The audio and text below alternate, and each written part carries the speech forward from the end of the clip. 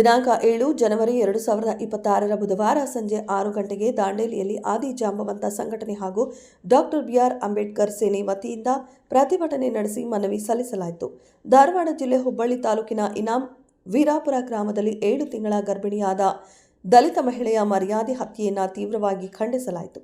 ಆರೋಪಿಗಳಿಗೆ ಗಲ್ಲು ಶಿಕ್ಷೆ ವಿಧಿಸಿ ನೊಂದ ಕುಟುಂಬಕ್ಕೆ 5 ಕೋಟಿ ರೂಪಾಯಿ ಪರಿಹಾರ ಹಾಗೂ ಸರ್ಕಾರಿ ಉದ್ಯೋಗ ನೀಡಬೇಕೆಂದು ಆಗ್ರಹಿಸಲಾಯಿತು.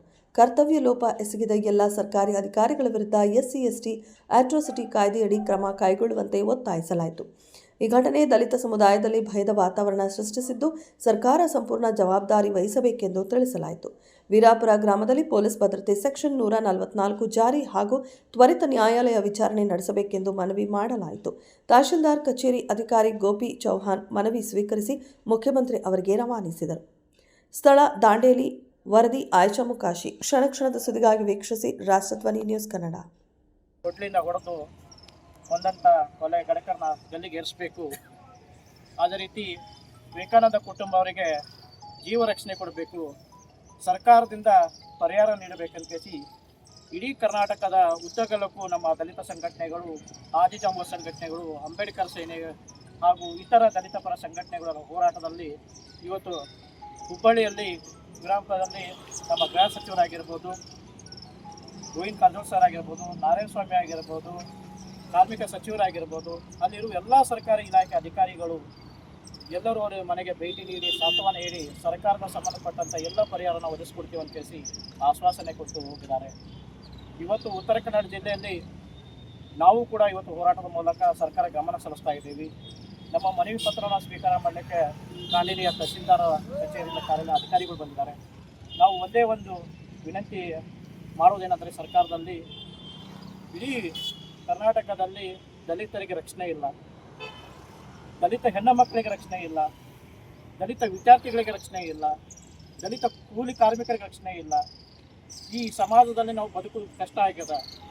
ಸಹೋದರಿ ಇವತ್ತು ಒಂದು ಪ್ರೀತಿಸಿ ಮದುವೆ ಆಗಿ ಅವಳು 7 ತಿಂಗಳ ಗರ್ಭಿಣಿ ಆಗಿದ್ದಾಗ ಏನು ಪುಷ್ಪ ಕಾರ್ಯಕ್ರಮಕ್ಕೆ ಏನು ಬರ್ತಾರೆ, ಬರುವಂಥದ್ದು ಹೊಂಚಾಕಿ ಸುತ್ತುವಂಥ ತಂದೆ, ಆ ಕುಟುಂಬದವರು ಆ ಮಗುವನ ತಾಯಿನ ಯಾವ ರೀತಿ ಕೊಡ್ಲಿಂದ ಹೊಡೆದು ಅದು ಒಂದು ಹಳ್ಳಿಯಲ್ಲಿ, ಒಂದು ಗ್ರಾಮದಲ್ಲಿ ಊರ ಮಧ್ಯದಲ್ಲಿ ಹೊಡೆದಾಕ್ತಾರೆ ಅಂತ ಹೇಳಿದ್ರೆ ಇದು ಎಂಥ ಒಂದು ಘಟನೆ ಆಗ್ತಾ ಇದೆ ಅಂತ ಹೇಳಿದ್ರೆ ಇಡೀ ಮಾನವ ಕೂಡ ಇದು ಕಲೆ ತರಿಸುವಂಥ ಘಟನೆ ಇದು. ಆ ಹುಡುಗಿ ಲಿಂಗಾಯತ ಸಮುದಾಯದ ಇದ್ರೂ ಕೂಡ, ಈ ದಲಿತ ಕುಟುಂಬದವರು ಇದ್ರೂ ಕೂಡ ಇವರು ಬಸವಣ್ಣನ ತತ್ವ ಪಾಲಿಸಿದವರು, ಇವರು ಬಸವ ಲಿಂಗ ಧರಿಸಿದವರು. ಆ ಮನೆಯಲ್ಲಿ ಆ ಹುಡುಗಿನ ಸೊಸೆ ಅಂತ ನೋಡಲಿಲ್ಲ, ಅವಳ ಮಗಳಂತ ನೋಡ್ಕೇಸಿ ಅವಳಿಗೆ ಅಷ್ಟು ಜೀವ ಮಾಡ್ತಾಯಿದ್ರು. ಒಂದು ನೋಡಿ ಎಷ್ಟೊಂದು ವಿಚಿತ್ರವಾದ ಘಟನೆ ಅಂತ ಹೇಳಿದ್ರೆ, ಪ್ರೀತಿಸ ಹುಡುಗಿ ಮದುವೆ ಆಗಿ ಸಬ್ ರಿಜಿಸ್ಟರ್ ನೋಂದಣಿ ಮಾಡ್ಕೊಂಡು ರಿಜಿಸ್ಟರ್ ಹಾಕಿಸಿ ಹುಡುಗಿಯ ಮನೆಗೆ ಯಾವುದೇ ರೀತಿ ತೊಂದರೆ ಆಗಬಾರ್ದು, ಆ ತಂದೆ ತಾಯಿಗೆ ಮನಸ್ಸಿಗೆ ನೋವಾಗಬಾರ್ದು ಕೇಸಿ ಹುಟ್ಟೂರು ಬಿಟ್ಟು ಹಾವೇರಿಯಲ್ಲಿ ಜೀವನ ಸಾಗಿಸಲಿಕ್ಕೆ ವಿವೇಕಾನಂದರು ತಮ್ಮ ಕುಟುಂಬ ಸಮೇತ ಬಂದಿದ್ದಾರೆ. ಜೀವನ ಸಾಗಿಸಿ ಕೆಲವು ವರ್ಷಗಳಿಂದ ಅಲ್ಲೇ ಉಳಿದು ಏನು ತಂದೆ ತಾಯಿಗೆ ಬಿಟ್ಟು ವಿವೇಕಾನಂದ ಹೋಗಿದ್ದ. ನನ್ನ ಹೆಂಡತಿ ಗರ್ಭಿಣಿ ಅಂತ ಕೇಸಿ ಒಂದು ಕಾರ್ಯ ಮಾಡ್ಕೊಳ್ಳಿಕ್ಕಂತ ತನ್ನ ಹುಟ್ಟೂರಿಗೆ ಬಂದರೆ ಆ ತಾಯಿಯ ಆ ಹೆಣ್ಣು ಮಗಳ ತಂದೆ ಇಡೀ ಕುಟುಂಬಕ್ಕೆ ಕೊಲೆ ಮಾಡುವಂಥ ಹುಚ್ಚಾಕಿದ್ದಾರೆ. ಇದು ಎಂಥ ದೊಡ್ಡ ಘಟನೆ ಇವತ್ತು ಆ ರೀತಿ ಆಗ್ತಾ ಇದೆ ಅಂತೇಳಿ ನಾವು ಇವತ್ತು ಹೋರಾಟಗಾರರು ಬೀದಿಯಲ್ಲಿ ಅಡ್ಡಾಡೋದು ಕಷ್ಟ ಆಗ್ತೈತಿ, ಹೋರಾಟ ಮಾಡೋದು ಕಷ್ಟ ಆಗುತ್ತೆ. ಯಾಕಂದ್ರೆ ಒಂದು ಪ್ರೀತಿಸಿ ಹುಡುಗಿ ಸಲುವಾಗಿ ಅವರು ಇಡೀ ಕುಟುಂಬಕ್ಕೆ ಸರ್ವನಾಶ ಮಾಡ್ಲಿಕ್ಕೆ ಹೋಗ್ತಾ ಇದ್ದಾರೆ ಅಂತ ಹೇಳಿದ್ರೆ ನಾಳೆ ನಮ್ಮಂಥ ಹೋರಾಟಗಾರರಿಗೆ ಎಲ್ಲಿ ರಕ್ಷಣೆ ಇದೆ? ದಲಿತ ಕುಟುಂಬಗಳಿಗೆ ಎಲ್ಲಿ ರಕ್ಷಣೆಗಳಿದೆ? ಎಲ್ಲಿ ನಮ್ಮ ಸಮಾಜ ಹೋಗ್ತಾ ಇದೆ? ಇವತ್ತು ಹೇಳ್ತಾರೆ ಬಸವನ ತತ್ವ ಹೇಳ್ತೈತಿ, ಇವನ ಯಾರ ನಮ್ಮವ ಅಂತ ಹೇಳ್ತೈತಿ. ಅದು ಇವತ್ತು ನಾವು ಎಲ್ಲರನ್ನೂ ಒಪ್ಕೋತೀವಿ, ಬಸವಣ್ಣನೂ ಒಪ್ಕೋತೀವಿ, ಮಾಧವ ಚೆನ್ನೈನೂ ಒಪ್ಕೋತೀವಿ, ಅಂಬೇಡ್ಕರ್ನೂ ಒಪ್ಕೋತೀವಿ, ಬಾಬಾ ಜಗಜೀವನ ಒಪ್ಕೋತೀವಿ, ವಾಲ್ಮೀಕಿಯನ್ನು ಒಪ್ಕೋತೀವಿ. ಎಲ್ಲರನ್ನೂ ಒಪ್ಕೊಂಡ್ರು ಕೂಡ ಇಲ್ಲಿ ತಾರತಮ್ಯ ತಾಂಡವಾಡ್ತಾ ಇದೆ. ಈ ತಾಂಡವಾಡ್ತಾ ಇರೋದು ಸರ್ಕಾರದ ಒಂದು ವ್ಯಪತನೆಯನ್ನು, ಸರ್ಕಾರದಿಂದ ಆಗ್ತಾ ಇರುವ ದೌರ್ಜನ್ಯಗಳಿದ್ದು, ಸರ್ಕಾರ ಸರಿಯಾಗಿ ಕಾಲ ತಕ್ಕದೆ ಆರೋಪಿಗಳನ್ನು ಗಲ್ಲಿಗೇರಿಸಿದರೆ ಇಂಥ ಘಟನೆ ನಡೆಯೋದಿಲ್ಲ. ಅವರಿಗೆ ರಾಜಾರೋಷವಾಗಿ ಕೋರ್ಟಿಗೆ ತಂತಾರೆ, ಕೋರ್ಟಲ್ಲಿ ಬಿಡ್ತಾರೆ, ಕಾನೂನು ರೀತಿಯಿಂದ ದುಡ್ಡಿದ್ದವರೇ ಬೇಲಿ ತಗೊಂಡು ಹೊರಗೆ ಬರ್ತಾರೆ, ರಾಜಾರೋಷವಾಗಿ ಅಡ್ಡಾಡ್ತಾ ಇದ್ದಾರೆ. ಈ ರೀತಿ ಆಗೋದ್ರಿಂದ ಸರ್ಕಾರ ವ್ಯವಸ್ಥೆಯಲ್ಲಿ ಇವತ್ತು ದಲಿತರಿಗೆ ಬದುಕಲಿಕ್ಕೆ ಆಗುತ್ತಿಲ್ಲ. ಇದಕ್ಕೊಂದು ವಿಚಾರ ಇಟ್ಕೊಂಡು ಇವತ್ತು ನಾವು ಸಾಂಕೇತಿಕ ಹೋರಾಟ ಮಾಡ್ತಾ ಇದ್ದೀವಿ. ಈ ಹೋರಾಟದ ಮೂಲಕ ನಾವು ಸರ್ಕಾರಕ್ಕೆ ಗಮನ ತರ್ತಾ ಇದ್ದೀವಿ. ಸರ್ಕಾರಕ್ಕೆ ಒಂದೇ ವಿನಂತಿ ಅಂತಂದರೆ, ಇಲ್ಲಿವರೆಗೂ ನಮ್ಮ ಕರ್ನಾಟಕದ ಮುಖ್ಯಮಂತ್ರಿಗಳು ಆ ವಿನಾಪುರ ಗ್ರಾಮಕ್ಕೆ ಹೋಗಿ ಅಲ್ಲಿರುವಂಥ ದಲಿತ ಸಮಾಜದ ಜೊತೆ ಚರ್ಚೆ ಮಾಡಿ ಅಲ್ಲಿರುವಂಥ ಎಲ್ಲ ದಲಿತ ಸಮಾಜದವರಿಗೆ ಒಂದು ಧೈರ್ಯ ಕೊಡುವಂಥ ಅದು ಸಾಂತ್ವನ ಹೇಳುವಂಥ ಕೆಲಸಗಳನ್ನು ಮಾಡಬೇಕು. ಏನು ಕುಟುಂಬದ ನೋಂದಾಯಿ ಕುಟುಂಬಕ್ಕೆ ಧೈರ್ಯ ಸಲ್ಲಿಸುವಂಥ ಕೆಲಸಗಳ ಸರ್ಕಾರ ಮಾಡಬೇಕು. ಅಲ್ಲಿ ನೋಡಿ ಎಷ್ಟೊಂದು ಬೇಜಾದಂಥ ದೊಡ್ಡ ಕೊಲೆ ಆದರೂ ಕೂಡ ಜಿಲ್ಲಾಧಿಕಾರಿಗಳು ತಡವಾಗಿ ಹೋಗಿದ್ದಾರೆ, ಅಲ್ಲಿ ಸಮಾಜ ಕಲ್ಯಾಣ ಇಲಾಖೆ ತಡವಾಗಿ ಹೋಗಿದೆ, ಅಧಿಕಾರಿಗಳು ತಡವಾಗಿ ಹೋಗಿದ್ದಾರೆ. ಈ ಒಂದು ಆಕ್ರೋಶ ಹುಟ್ಟಾಕಲಿಕ್ಕೆ ಜಿಲ್ಲಾಧಿಕಾರಿಗಳು ಕಾರಣ ಆದ್ರೆ ಅಲ್ಲಿ ಸಂಬಂಧಪಟ್ಟ ಘಟನೆ ಆದ ತಕ್ಷಣ ಜಿಲ್ಲಾಧಿಕಾರಿ ಕ್ರಮ ಕೈಗೊಳ್ಳದಿದ್ರೆ ಇವತ್ತು ಇಡೀ ಕರ್ನಾಟಕ ಶಾಂತಿಯಾಗಿರ್ತಿತ್ತು. ಇವತ್ತು ಆ ಜಿಲ್ಲಾಧಿಕಾರಿಗಳು ಕ್ರಮ ತೆಗೆದುಕೊಳ್ಳಲಿಕ್ಕೆ ಇಡೀ ಕರ್ನಾಟಕದಲ್ಲಿ ದಲಿತ ಪರ ಸಂಘಟನೆಗಳು ಹೋರಾಟ ಮಾಡುವಂಥ ಪರಿಸ್ಥಿತಿ ಆಯಿತು.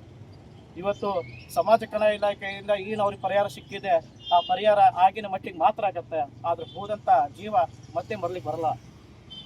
ಆ ಕುಟುಂಬ ನೋವಿನಲ್ಲಿ ಸಾಯುವವರೆಗೂ ನೋವಿನಲ್ಲಿ ಇರುತ್ತೆ. ಯಾಕಂತ ಹೇಳಿದ್ರೆ ಆ ಒಂದು ಘಟನೆ ಏನಿದೆ ಅಂತ ಹೇಳಿದ್ರೆ ಅದು ಪರಮಾತ್ಮ ಕೊಟ್ಟಂತ ಘಟನೆ ಅಲ್ಲ, ಮನುಷ್ಯ ಕೊಟ್ಟಂತ ಘಟನೆ. ಆ ಘಟನೆ ಯಾರು ಕೂಡ ಮರೀಲಿಕ್ಕೆ ಆಗಲ್ಲ.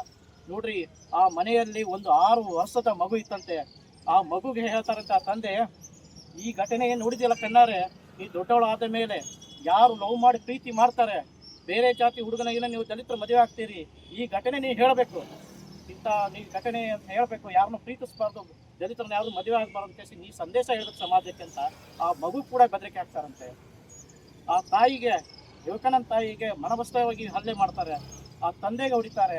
ಇಬ್ಬರು ವಯಸ್ಸಿಗೆ ಬಂದಂಥ ಅಕ್ಕಗಳಿದ್ದಾರೆ, ಅಕ್ಕಗಳಿಗೂ ಕೂಡ ಕೊಲೆ ಮಾಡ್ಲಿಕ್ಕೆ ಪ್ರಯತ್ನ ಪಡ್ತಾರೆ. ಇಡೀ ಕುಟುಂಬ ಸರ್ವನಾಶ ಮಾಡುವಂಥ ಘಟನೆ ಈಗ ನಡೀತಾ ಇದೆ ಅಂತಂದರೆ ಈ ಸಮಾಜ ಎಲ್ಲಿದೆ? ಎಲ್ಲಿದೆ ಈ ಸಮಾಜ? ನಮ್ಮ ದಲಿತರ ರಕ್ಷಣೆ ಕೊಡೋರು ಯಾರು ಹಂಗಾರೆ? ಇವತ್ತು ನೋವಿನ ಸಂಗತಿ. ಹೇಗೆ ಯುದ್ಧಗಲಕ್ಕೂ ಹೋಗ್ತಾ ಇದ್ರೆ ಈಗ ದಲಿತರ ಮೇಲೆ ಸಿಕ್ಕಾಪಟ್ಟೆ ಹಲ್ಲೆಗಳಾಗ್ತಾ ಇದ್ದಾವೆ, ಕೊಲೆಗಳಾಗ್ತಾ ಇದ್ದಾವೆ, ಅವ್ರ ಆಸ್ತಿಗಳ ಕಬಳಿಕೆ ಮಾಡ್ತಾ ಇದ್ದಾರೆ. ಇವತ್ತು ಎಲ್ಲಿ ನೋಡಿದ್ರು ಕೂಡ ಬರೀ ದೌರ್ಜನ್ಯ ದಲಿತರ ಮೇಲೆ ದೌರ್ಜನ್ಯ. ಬಾಬಾ ಸಾಹೇಬ್ ಅಂಬೇಡ್ಕರ್ ಕೊಟ್ಟಂಥ ಸಂವಿಧಾನ ಅಡಿಯಲ್ಲಿ ನಾವೆಲ್ಲ ಬದುಕಬೇಕಂತ ಜೀವನ ಕಟ್ಕೊಳ್ಳೋ ಟೈಮಲ್ಲಿ ಇವರು ಬ್ರಿಟಿಷ್ ಆಡಳಿಕೆನೇ ನಡೆಸ್ತಾ ಇದ್ದಾರೆ ಅಂತ ಹೇಳಿದ್ರೆ ದಲಿತರಿಗೆ ಎಲ್ಲಿ ರಕ್ಷಣೆ ಇದೆ ಹಂಗಾರೆ? ಬಾಬಾ ಸಾಹೇಬ್ ಅಂಬೇಡ್ಕರ್ ಕೊಟ್ಟಂಥ ಸಂವಿಧಾನ ಅಡಿಯಲ್ಲಿ ನಾವು ಬದುಕಬೇಕು, ಸಂವಿಧಾನ ಅಂತ ಆಸರದಲ್ಲಿ ನಾವು ಉಳಿಬೇಕು, ಕಾನೂನು ಚೌಕಟ್ಟಲ್ಲಿ ನಾವು ಕಾರ್ಯರೂಪದಲ್ಲಿ ಇರಬೇಕಂತ ಹೇಳಿದ್ರೆ ನಾವು ಬದುಕಲಿಕ್ಕೆ ಕೊಡ್ತಾ ಇಲ್ಲ. ನೋಡ್ರಿ, ಸಬ್ ರಿಜಿಸ್ಟರ್ ಆಫೀಸ್ನಲ್ಲಿ ನೋಂದಣಿ